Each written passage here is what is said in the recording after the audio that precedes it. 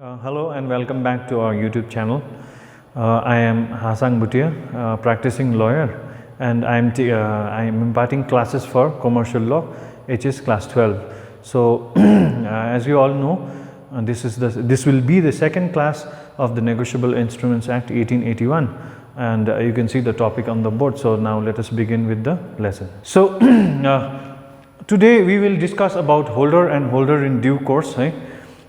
First, let us start with the definition. I will go line by line because that is how law is supposed to be read in general.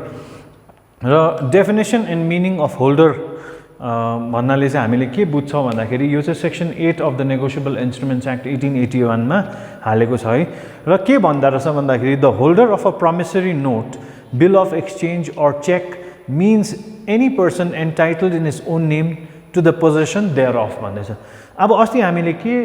पढ्यो भन्दा negotiable इन्स्ट्रुमेन्ट्समा तीनटा चीज instrument हुन्छ है, जसमा चाहिँ प्रथम प्रमिसरी नोट जसलाई चाहिँ हामीले प्रो नोट पनि भन्छ, त्यहाँदेखि बिल अफ एक्सचेन्ज पनि भन्छौँ है, सेकेन्डमा त्यहाँदेखि चेक पनि हो र यो तीनटामा चाहिँ के अरे means any person entitle in his own name. अब यो तीनटामा चाहिँ नाम लेखेको हुन्छ हैन, त्यही बुझाउँदैछ यसले, in his own name to the possession thereof, जसकोमा चाहिँ त्यो इन्स्ट्रुमेन्टमा त्यो कागजमा नाम लेखिएको छ अनि जसले त्यो कागज पोजेस गर्दैछ, होल्ड गर्दैछ है, अन्त जसकोमा चाहिँ राइट छ त्यहाँनिर जति अमाउन्ट लेखिएको छ त्यो रिकभर गर्ने अमाउन्ट, त्यो अमाउन्ट रिकभर गर्ने महानुभावलाई चाहिँ जसले होल्ड गरेको छ उहाँहरूलाई चाहिँ के भन्छ अरे, होल्डर भन्छ अरे। यो चाहिँ सेक्सन 8 मा छ है। अब सरल भाषामा जाउँ है, when the note promissory note भनेको bill or cheque is lost or destroyed है, इन केस अब कतिपय यस्तो सिचुएसन सर्कमस्टान्सेसमा के हुन्छ, the instrument gets lost because it is a small paper होइन, it's holder is the person so entitled at the time of such loss and destruction. अब हराएपछि के हुन्छ, sometimes you get it back, त्यो गर्दाखेरि कसकोमा जान्छ, त्यो जसको नाम लेखिएको छ, जसले होल्ड गरेको थियो लास्टमा त्यो कागज उसकोमै जान्छ भनेर, he is also a holder. A holder is a party who is entitled in his own name and has legally obtain the possession of the negotiable instrument भन्दैछ। अब होल्डर चाहिँ को हो अरे, एउटा पार्टी अरे, एउटा पर्सन अरे, जसकोमा चाहिँ उयो छ, जसको चाहिँ नाम जसको चाहिँ त्यो उयोमा नाम छ, इन्स्ट्रुमेन्टमा नाम छ, अन्त उसले कस्तो पाराले चाहिँ ओब्टेन गर्यो अरे भन्दाखेरि लिगली ओब्टेन गर्यो अरे possession of that very particular negotiable instrument चाहिँ उसले लिगली ओब्टेन गरेको भनेर चाहिँ यहाँनिर सरल डेफिनेसनमा चाहिँ भन्दैछ। अब यो लिगली ओब्टेन गरेको किन भन्दाखेरि इल्लिगली ओब्टेन गरेकोलाई चाहिँ हामी नेगोशिएबल इन्स्ट्रुमेन्ट मानिलिँदैनौँ भनेर हामीले लास्ट क्लासमा हामीले अलरेडी डिस्कस गरिसकेको छौँ होइन। That is bill note or cheque from a party who transferred it भन्दैछ। लिगली ओब्टेन गरेको कसकोबाट, एउटा मान्छेकोबाट, अर्को पार्टीकोबाट, who transferred it by delivery or endorsement. अब यो delivery and endorsement also we have completed it this thing in part 1 of our this particular lesson. Delivery एउटा चाहिँ के हुन्छ भन्दाखेरि, एउटा चाहिँ मियरली तिमीलाई कसैले चेक दियो भने या से फर इक्जाम्पल दिस नेगोशिएबल इन्स्ट्रुमेन्टै दियो भने, नोट दियो अरे, चेक दियो अरे, मियर डेलिभरी हुन्छ है। तर अर्कोमा चाहिँ के हुन्छ, डेलिभरी एन्ड एन्डोर्समेन्ट हुन्छ भने न लास्ट टाइम हामीले, त्यसमा चाहिँ त्यो दिनुको साथसाथ के गरेको पनि हुनुपर्छ, नाम पनि लेखेको हुनुपर्छ, म यस्तो यस्तोलाई ट्रान्सफर गर्दैछु भनेर, that is called endorsement. To recover the amount from the parties liable to meet it भन्दैछ है। यो भनेको मतलब चाहिँ के हो भन्दाखेरि, अब जति त्यो फेस भ्याल्यु लेखेको छ, जति लेखेको छ भ्याल्यु त्यसको मूल्य हिसाबमा त्यो इन्स्ट्रुमेन्टको, त्यति चाहिँ जसले चाहिँ लायबल छ त्यसलाई चाहिँ रिकभर गर्नु या पाउनु, उहाँहरूलाई चाहिँ के भन्दा रहेछ, होल्डर भन्दा रहेछ सरल भाषामा होइन। The party transferring the negotiable instrument should be legally capable भन्दैछ। अब जसले दियो उसको पनि लिगल केपेबिलिटी हुनुपर्छ भन्दैछ, ऊ डिस्क्वालिफाइड हुनु भएन। अब लास्ट हाम्रो पार्टनरसिप गर्दाखेरि हामीले के कुरा सिक्यो भन्दाखेरि, एउटा पार्टनर चाहिँ legally competent to enter into a contract हुनुपर्छ भन्दैछ। अब एक्टहरूमा चाहिँ के छ, कानुनमा चाहिँ के छ, हरेक एक्ट जसले पर्फर्म गर्छ है, कानुनी यो एग्रिमेन्ट एन्टर गर्छ, कन्ट्र्याक्ट गर्छ, उनीहरू चाहिँ लिगली केपेबल हुनुपर्छ भन्दैछ। र same thing applies here also. whoever gives you the check, whoever gives you the promissory note, or whoever gives you the bill of exchange should be legally capable of doing that act of giving you the negotiable instrument. नानीले दिएकोहरुमा केही मान्यता हुँदैन भनेर चाहिँ यसले बुझाउँदैछ यो लाइनले चाहिँ हैन र it does not include the someone who finds the lost instrument payable to the bearer भन्दैछ अब के भन्दैछ भन्दाखेरि सपोज मैले पाए है मैले पाएर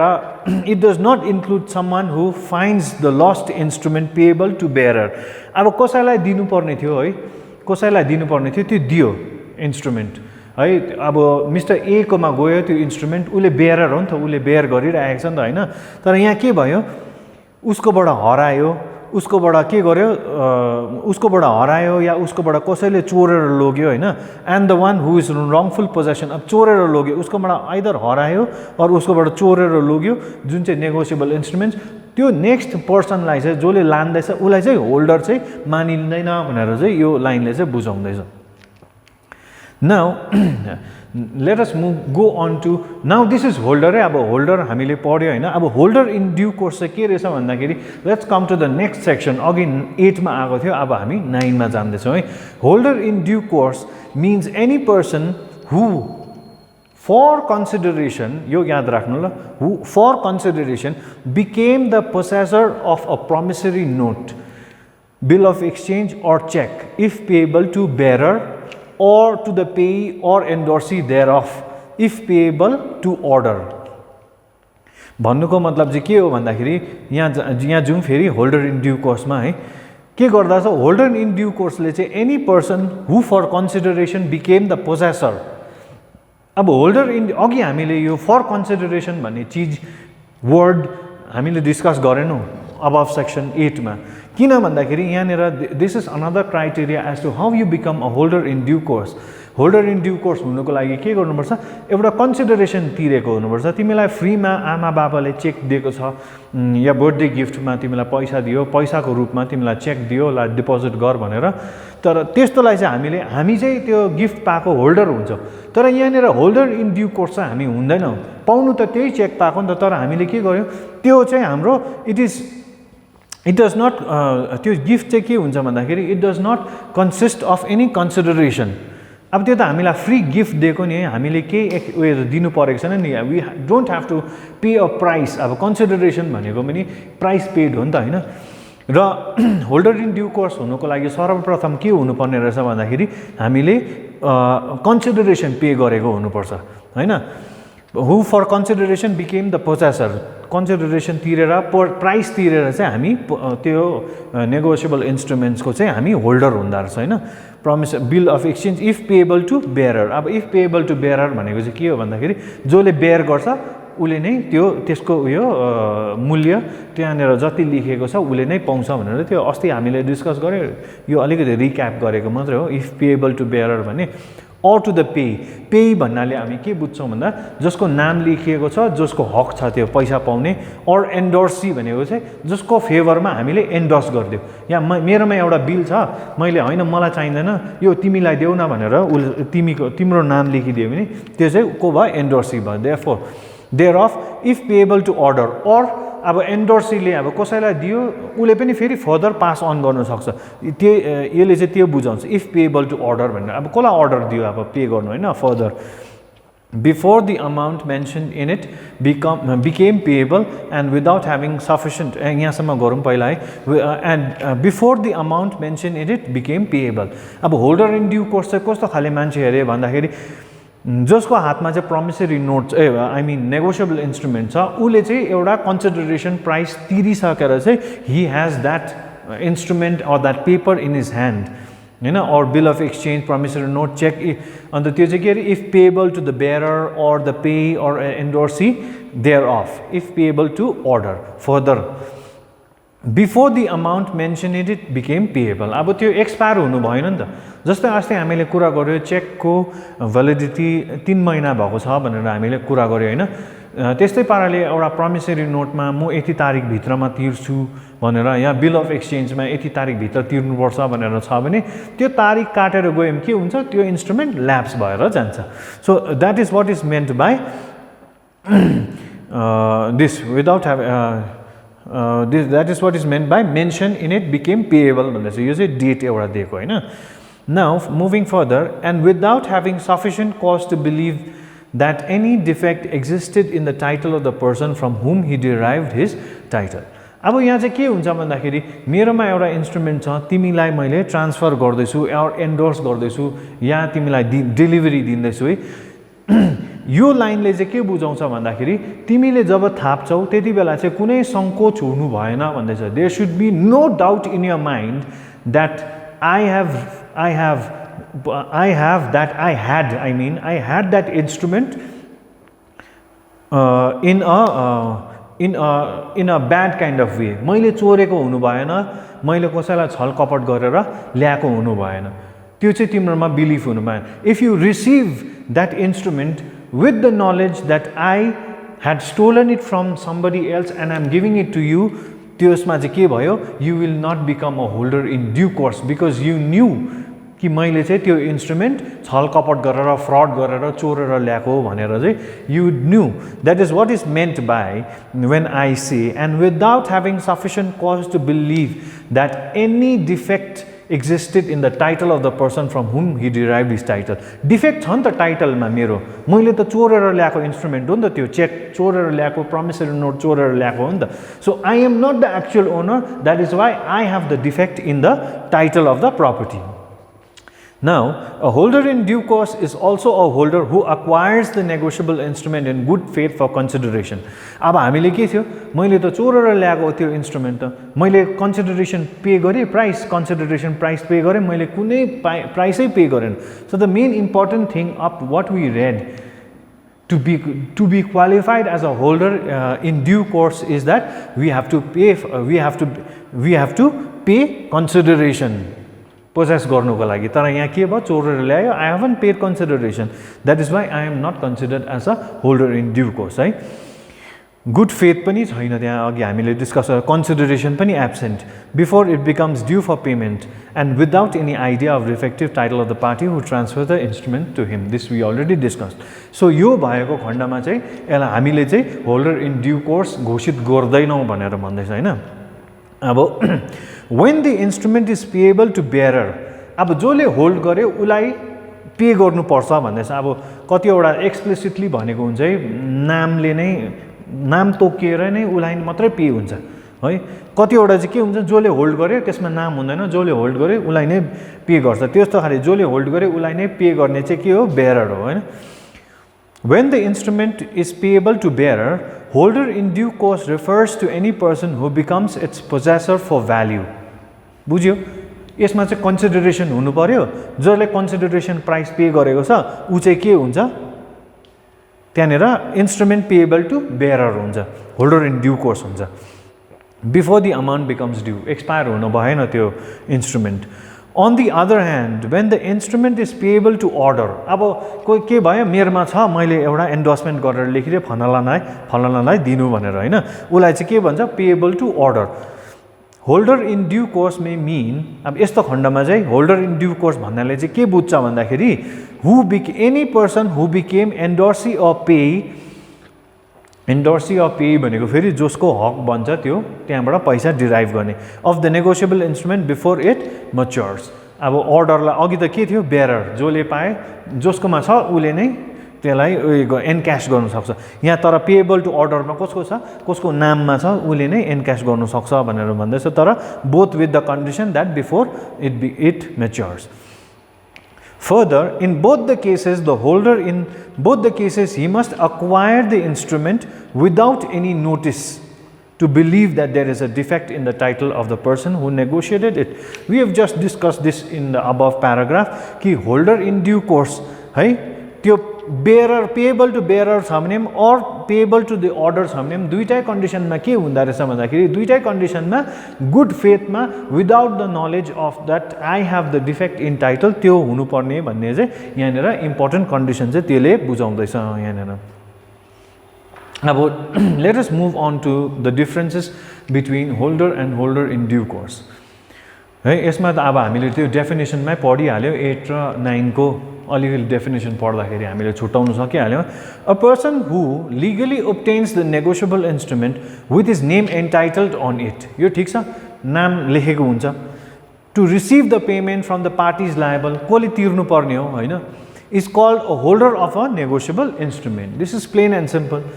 Now, a person who acquires the negotiable instrument bona fide, right? Bona fide bhaneko good faith, with instrument with good faith for some consideration. अब यहाँ हेर है अघि consideration आएन यो यहाँसम्म section 8 को आउँदैछ अब यहाँनिर के भयो 8 मा चाहिँ होल्डर भयो यहाँदेखि a person देखि मुनि चाहिँ होल्डर इन ड्यू कोर्स हो this is coming under section 9. So now, a person who acquires the negotiable instruments with good faith for some consideration, whose payment is still due, is called a holder in due course. Now let us move on to second point. यसले माथि हो clarify गर्छ. A holder can possess negotiable instrument even without consideration भनेर भन्दैछ. अब यो this is the main difference in 8 and section 9. अब होल्डरले चाहिँ इवन विदाउट कन्सिडरेसन होल्ड गर्न सक्यो a holder in due course possesses the negotiable instrument for consideration जबसम्म के प्राइस पे गर्दैन ऊ होल्डर इन ड्यू कोर्स हुन सक्दैन भन्दैछ number 3 a holder can sue all the prior parties whereas a holder in due course has the right to sue a holder cannot sue all the prior parties भन्दैछ whereas a holder in due course has the right to sue all the prior parties for payment. भन्नुको मतलब चाहिँ हामीले के गर्छ भन्दाखेरि suppose र अब यो हेरौँ होल्डर है हामीले के डिस्कस गर्दैछ भन्दाखेरि number 3 a holder can not sue all the prior parties whereas a holder in due course has a right to sue all the prior parties for payment भन्दैछ होल्डरले चाहिँ के अरे अब सपोज ए ले एउटा चेक दियो अरे बी लाई ट्रान्सफर गर्यो अरे हैन चेक दियो अरे बी लाई बी ले त्यो चेक के गर्यो he further transfer it to C okay the same cheque र यहाँ चाहिँ के भन्दैछ भन्दा holder can not sue all the prior parties उले अब यो 10,000 रुपैयाँको चेक अरे सपोज हैन लेट्स टेक फर एक्जाम्पल 10,000 रुपैयाँको चेक अरे बी लाई दियो बी ले के गर्यो सी लाई दियो हैन अब यो 10,000 रुपैयाँ सी ले रिकभर गर्नु सकेन अरे भन्दाखेरि के भन्दैछ होल्डर क्यानट सु अल द प्रायर पार्टिज भन्दैछ अब यो चेक त ए को हो नि है ए ले चाहिँ अब सी ले चाहिँ बी लाई केस लगाउनु सक्दैन सी ले कसलाई लगाउनु पर्यो डाइरेक्ट केस ए लाई although B is the one to give C that cheque B cannot be a party to the case तर होल्डर इन ड्यू कोर्समा के हुन्छ सेम एक्जाम्पल लिउँ हामी ए बी र सी को यहाँबाट 10,000 रुपैयाँको एउटा चेक दिँदैछ है बेरर चेक दियो बेरर चेक भनौँ न त्यो चेक के भयो फेरि ट्रान्सफर गरिदियो सीलाई 10,000 को हैन यहाँ उले 10,000 रुपीस तिर्नु पर्थ्यो त्यो यता आयो यहाँ के भयो यो 10,000 पाएन Now, you according to the difference के भयो whereas a holder in due course has a right to sue all the prior parties for payment. अब C ले केस फाइल गर्दा के हुन्छ C versus A and B भएर जान्छ भनेर चाहिँ this is what. अब यो चाहिँ याद राख्नु किनभने this will come in the further अरु उयो गर्दाखेरि पनि डिस्कसन गर्दाखेरि पनि हामीले यो अलिकति रेफरेन्स लिनुपर्छ. A holder in due course as against a holder, number 4 ma, a holder in due course as against a holder enjoys more privileges in many situations like in the case of inchoate instruments, fictitious bills and so on. भन्नुको मतलब चाहिँ के हो भन्दाखेरि holder in due course चाहिँ यस्तो हो कि जसमा चाहिँ उसको चाहिँ एडभान्टेजेसहरु बेसी छ एज कम्पेयर टु होल्डर केमा एडभान्टेजेस बेसी छ भन्दा इनकोहेट इन्स्ट्रुमेन्ट्स भनेको के हो भन्दाखेरि अब अस्ति हामीले डिस्कस गर्यो है प्रो नोट या प्रमिसरी नोट पढ्दाखेरि हामीले के डिस्कस गर्यौं भन्दाखेरि त्यसमा स्ट्याम्प्ड हुनुपर्छ इन्डियन स्ट्याम्प एक्टको अनुसार certain percentage of stamp fees भनिन्छ त्यो तिर्नुपर्छ है त्यसमा चाहिँ अब इनकोहेटली स्ट्याम्प भनेको पनि के हो भन्दाखेरि त्यसमा सफिसिएन्टली स्ट्याम्प भएको छैन 100 रुपैयाँको स्ट्याम्प लाउनु पर्छ भने 90 रुपैयाँ लगाइरहेको छ त्यसैलाई हामीले के भन्छ इनसफिसिएन्टली स्ट्याम्प्ड अर इनकोहेट स्ट्याम्प भन्छ है र फिक्टिशियस बिल्स भनेको हौडे हरेकोमा कोहीले बिल बनाउँछ नि के देखाउनुको लागि त्यो खाली बिलो एन्ड सो अन। अब यो चाहिँ कसरी हुन्छ भन्दाखेरि we will discuss this later on. Number 5, a person can become a holder before or after the maturity of the negotiable instrument. अब होल्डर चाहिँ कहिले हुनसक्छ अरे, बिफोर पनि हुनसक्छ अरे, आफ्टर पनि हुनसक्छ अरे त्यो मेच्योरिटीको, किनभने त्यसलाई त मियरली होल्ड त गर्नु हो होइन। त्यही कारण चाहिँ on the country a person becomes a holder in due course only before the maturity of the negotiable instrument. भन्नुको मतलब चाहिँ के भयो अरे, त्यसलाई एक्सपायर भयो भने, त्यो नेगोसिएबल इन्स्ट्रुमेन्ट एक्सपायर भयो भने त्यसलाई चाहिँ त्यो होल्ड गर्नेलाई चाहिँ होल्डर इन ड्यू कोर्स भनिँदैन, किनभने त्यसको त अस्तित्वै त हराइसक्यो होइन। होल्डरको चाहिँ तर त्यसमा चाहिँ डिफ्रेन्स छ। होल्डरलाई चाहिँ उसले चाहिँ he still holding whether that instrument is capable of being paid or not. So now we will come to rights of a holder in due course. What are the rights of a holder in due course? यो पनि syllabus भित्र हालेको छ। So here we go further. He gets a better title than that of the transferor. अब अघि हामीले discuss गर्यो नि कतिवटा एडभान्टेजेस छ भनेर। एडभान्टेजेस चाहिँ यी नै हुन् है, 1 2 3 4 गरेर लिस्ट आउट गरेको छु मैले। अकर्डिङ टु सेक्सन्स हामीले डिस्कस गरेको छ। He gets a better title than that of the transferor भन्दैछ। A holder in due course is in a privileged position as he gets a better title than that of the transferor and the defences on the part of a person liable that the instrument has been lost or has been obtained by means of any offense of fraud or for unlawful consideration cannot be pleaded as a holder in due course against a holder in due course। 58 ले भन्छ है, section 58 ले भन्छ। अब भन्दाखेरि चाहिँ के हुन्छ भन्दा प्रब्लम हुन्छ यस्तो डाइरेक्टली लामो गरेर पढ्यो भने चाहिँ। So I will further break it down. र अब एउटा सपोज यो फेरि मानिलिउँ ABCD छ अरे होइन, A B र C छ अरे। अब यसले चाहिँ के भन्दैछ भन्दाखेरि कसरी चाहिँ बेटर टाइटल हुन्छ भनेर भन्दाखेरि चाहिँ के हुन्छ, ए कोमा एउटा इन्स्ट्रुमेन्ट थियो अरे, say again take for example 10,000 रुपिसको है। Now what happen to this is that B stole it, okay, or A lost it, okay. B stole it or A lost it, either or. Say supposing lost it हो हैन, lost भरे A कोबाट यो हरायो, कसले पायो, B ले पाए अरे। Now say it is, again let us assume it is a bearer instrument, जसले पायो उसले क्याश गर्नु सक्ने नाम नभएको। So B found it, okay, he found it। अब उसले के भयो, B र C को बिचमा एउटा बिजनेस ट्रान्ज्याक्सन हुँदैछ। यो 10,000 को चाहिँ इन्स्ट्रुमेन्ट उसले के गर्यो, C लाई दियो। C ले के गर्यो, त्यो एनक्याश गरिदियो। And somehow now A has come to know that C took it and he took the 10,000 rupees। र एडभान्टेजेसमा चाहिँ के छ भन्दा he gets a better title than that of a transferor भनेको। यहाँ ट्रान्सफरर को हो, B हो नि त, ट्रान्सफरर B हो नि त। C चाहिँ के हो, ट्रान्सफरी हो नि त, ट्रान्सफरी हो नि त। ऊ चाहिँ के भयो, ट्रान्सफरर भयो नि त। ऊ ट्रान्सफरर भयो, ऊ ट्रान्सफरी भयो। र B ले त के गरेको, अब चोरेको होस् या यो हराएर B कमाएको होस्, उसकोमा त टाइटल राम्रो थिएन नि त, उसको हक राम्रो थिएन नि त। हामीले यहाँ टाइटल भन्दा चाहिँ के बुझ्छ भन्दाखेरि राइट है, उसको हक राम्रो थिएन नि यहाँनिर, बिकज ही फाउन्ड इट और he stole it, irrespective of that he did not have a good title. तर ऊ चाहिँ के भयो, ट्रान्सफरर भएको हिसाबले चाहिँ उसले ट्रान्सफर गरिदियो नि त हो। न सी बिकेम द ट्रान्सफर। न what it says is that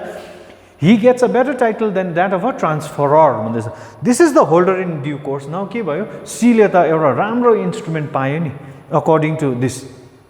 C does not have any defect. Now C does not hold any defect whatsoever here. A holder in due course is in a privileged position as he gets a better title than that of the transferor. And now let me take this example here. C is in a privileged position as he gets better title than that of B, and the defences है अब के गर्नु पर्यो भन्दाखेरि एले case गर्यो एले case गरेर के गर्यो भन्दाखेरि मेरोबाट बीले चोरेर लग्यो या मैले हराएको थिएँ बीले लग्यो मलाई दिनुपर्नेमा दिएन उले के गर्यो फर्दर सीलाई ट्रान्सफर गरिदियो उसको बिजनेसको त्यो ऋण छुटाउनको लागि भनेर चाहिँ यहाँनिर त्यो खाले केस भयो भने चाहिँ डिफेन्सेस चाहिँ लिनु पाउँदैन भनेर भन्दैछ on the part of the person liable instrument has been lost or has been obtained by means of any offense or fraud or for unlawful consideration cannot be pleaded against a holder in due course. A र C को बीचमा case भयो भने A ले भन्नु पाउँदैन अरे मैले हराएको थिएँ B ले चोरेर लगेछ यो सबै के भन्नु पाउँदैन यो सबै डिफेन्सेस लिनु पाउँदैन अरे because why now C has a better title because C is the rightful owner now तर B चाहिँ थिएन नि उसकोबाट पास भएर जाँदाखेरि चाहिँ होल्डर इन ड्यू कोर्सको चाहिँ यही एडभान्टेज हो Further, not only the holder in due course also serves as a channel to protect all subsequent holders. भन्नुको मतलब चाहिँ के हो भन्दाखेरि if now C passes the same instrument to D, what happens? He becomes a subsequent holder in due course. उसलाई पनि perfect टाइटलै जान्छ title चाहिँ कहाँनिर उयो हुन्छ भन्दाखेरि यहाँसम्म चाहिँ टाइटल राम्रो हुँदैन त्यहाँदेखि उता गएर टाइटल सबै पर्फेक्ट भएर जाँदैछ Further, not only the holder in due course serves as a channel to protect all subsequent holders, Section 53 states that a holder of a negotiable instrument who derives title from a holder in due course, that is, let us take this example there. Section 53 states that a holder of a negotiable instrument, now C is holding it because B is already transferred it, that C, a holder of a negotiable instrument who derives a title from a holder in due course has the right thereon of a holder in due course भन्दैछ अब यहाँ के भयो C पनि holder in due course भयो उले अझै transfer गरेर फर्दर D लाई दियो D पनि के हुन्छ अरे होल्डर इन ड्यू कोर्स नै हुन्छ अरे now number 2 Privilege in case of inchoate stamped instruments. This is under section 20 of the Negotiable Instrument Act. In the case of insufficiently stamped instrument, in case of inchoate stamped instrument, if the holder or originally payee fills more amount than what he was authorized. अब कोही बेला के हुन्छ भन्दाखेरि cheating गर्छ नि एउटा instrument कसैले अब पेपर दिएको हुन्छ त्यसलाई के गर्छ यसमा भरिदिनु नि भनेर साइन मात्रै गरेर दिन्छ हैन ब्ल्याङ्क चेक भन्छ नि हामी जस्तो पाराले त्यस्तै पाराको प्रमिसरी नोट छ अरे या बिल अफ एक्सचेन्ज छ अरे हैन त्यो चाहिँ के गरे अरे त्यो चाहिँ होल्डर हो नि त अब मलाई दियो सपोज मिस्टर ए ले दियो हैन मलाई दिँदाखेरि के गरे भन्दाखेरि if the holder of the original pay भनेको को के बुझ्छ भन्दाखेरि जसले चाहिँ त्यो अमाउन्ट थाप्छ fills more amount than what was authorized. अब मलाई 10,000 रुपैयाँ पाउनु पर्थ्यो मैले मलाई ट्रस्ट गरेर ए ले के भन्यो तिमी नै भर्नु भन्यो तर मैले त्यहाँ गएर 15,000 लेखिदिए गर्दाखेरि चाहिँ के भयो मेरो अथराइजेसन त 10,000 सम्म मात्र थियो नि त तर त्यहाँ के गरे मैले 5,000 एक्स्ट्रा लगाउँदै छु नि त मैले चिट गरेर हैन he cannot enforce the instrument for the whole amount भन्दैछ मैले चाहिँ के गर्न सके अब मलाई ए ले दिएन पैसा केस लगाउँदाखेरि मैले चाहिँ के 15,000 मा लगाए भने मलाई I am not entitled to file a case or sue for 15,000. What am I entitled to? I am entitled to only sue for 10,000 भनेर भन्दैछ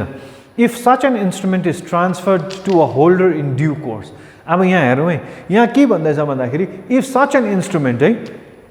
ए ले मलाई 10,000 दिनु पर्थ्यो मैले के गरे me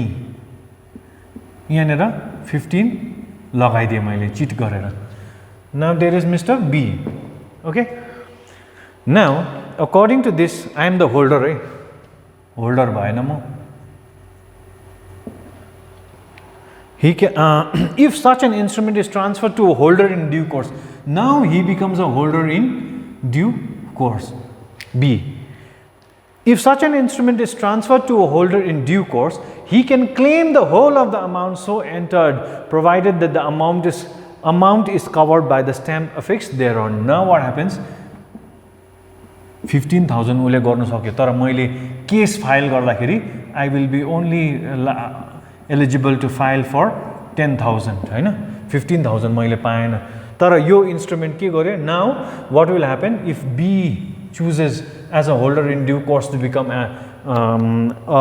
holder in due course to chooses to file a case against A, then A is liable to pay this much amount to B. Okay? र त्यो हिसाबले है तर के हुन्छ भन्दाखेरि केस फाइल गर्दाखेरि केस फाइल चाहिँ के गर्नुपर्छ भन्दाखेरि स्ट्याम्प चाहिँ फुल तिरेको हुनुपर्छ त्यो इन्स्ट्रुमेन्टमा अघि हामीले एक्जाम्पलमा त्यो देखिहाल्यो now B can file a case against A for not for 10,000 but for 15,000 तर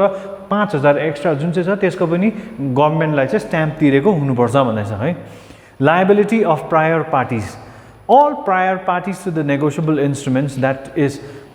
its maker or drawer, acceptor and intervening endorsers, continue to remain liable to a holder in due course, both jointly and severally. अघि जुन चाहिँ हामीले भन्यो A, B, C, D छ D ले is the holder in due course है यो चाहिँ उले बनाएको उसको इन्स्ट्रुमेन्ट हो हैन होल्डर इन ड्यू कोर्सले चाहिँ के गर्नु सक्छ अरे केस फाइल गर्दाखेरि D versus A B C गर्नु सक्छ अरे or D versus only C पनि गर्नु सक्छ अरे त्यो भनेर बुझाउँदैछ ठीक छ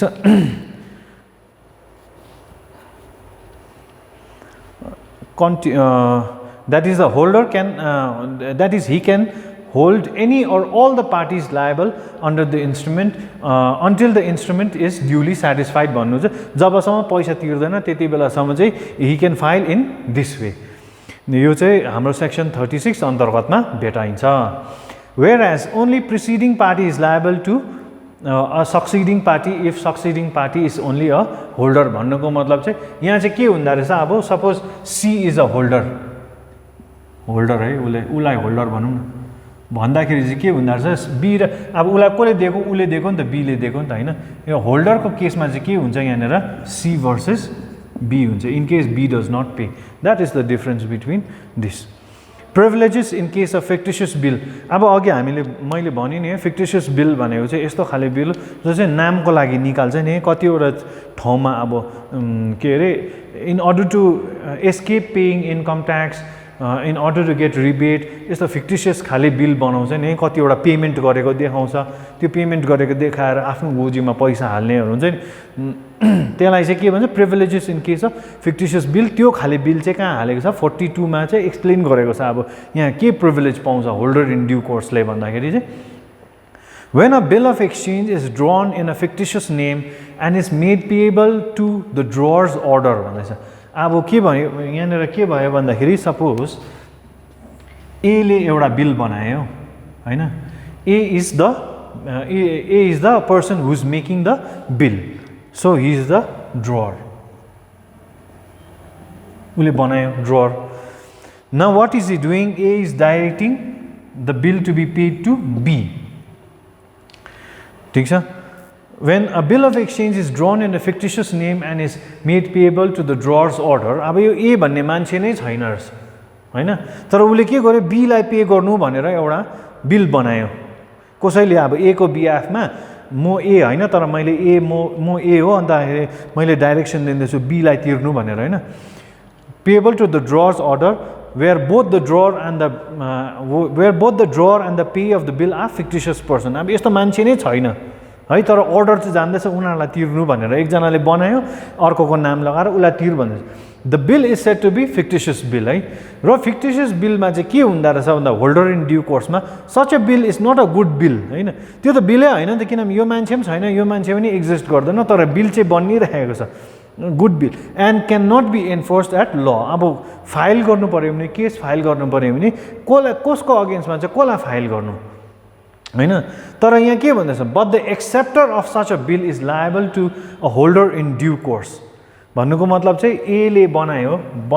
बी ले ठिकै छ एक्सेप्ट गर्यो ही इज द एक्सेप्टर अब के गर्दैछ भन्दैछ भन्दा but the acceptor of a bill is liable to such holder in due course के गर्यो यो बिल बी कोबाट सी कोमा ट्रान्सफर भयो now C becomes the holder in due course अब बीले चाहिँ दियो नि बिल उता ट्रान्सफर गर्यो नि 10,000 रुपियाँ चाहिँ मानिलियो फेरि 10,000 रुपियाँको बिल ट्रान्सफर गर्यो नि liable to pay the holder in due course provided the latter can show the first endorsement of the bill and the signature of the supposed drawer are in the same handwriting. तर के हुन्छ भन्दाखेरि अब यो entire bill यहाँ आइन्जेलसम्म चाहिँ fictitious थियो, अघिसम्म चाहिँ त्यो बिलै नट अ गुड बिल भन्दैछ and can not be enforce by law जुन चाहिँ भन्दैछ। तर के गर्यो बीले चाहिँ somehow the bill got transfer it to C. अब अघि हामीले होल्डर इन ड्यू कोर्स गर्दाखेरि के गरेको छ, irrespective of the previous ones title holder in due course भयो भने त्यो के हुन्छ, पुख्ता भएर जान्छ नि त्यो बिल, एउटा सलिड बिल भएर जान्छ, राम्रो खाले बिल भएर जान्छ भनेर हामीले बुझ्यौँ होइन। भन्दाखेरि चाहिँ के भयो भन्दाखेरि अब बीकोबाट somehow the bill transfer it got transfer to C. अब सीले चाहिँ के भयो, उसलाई चाहिँ यो 10,000 रुपियाँ पाउने भयो भनेर चाहिँ। But the acceptor of such a bill is liable to the holder in due course provided. तर अब किन यो 10,000 रुपियाँ पाउँछ, तर भन्दै चाहिँ the latter can show that the first endorsement of the bill and the signature of the supposed drawer are in the same handwriting. तर उसले के देखाउनु पर्यो, सीले चाहिँ जुन चाहिँ त्यो फर्स्ट एन्डोर्समेन्ट भयो यहाँदेखि यहाँ गयो नि, त्यो र सिग्नेचर ड्रवरको सिग्नेचर मैले यो बनाएको भनेर अस्ति लास्ट क्लासमा एक्सप्लेन गरेँ नि, त्यो दुईटा म्याच गऱ्यो भने चाहिँ सीले चाहिँ यो 10,000 रुपियाँ चाहिँ पाउँछ अरे, चाहे त्यो फिक्टिसियस बिलै किन नहोस् भनेर चाहिँ। This is what is meant by this particular section 42।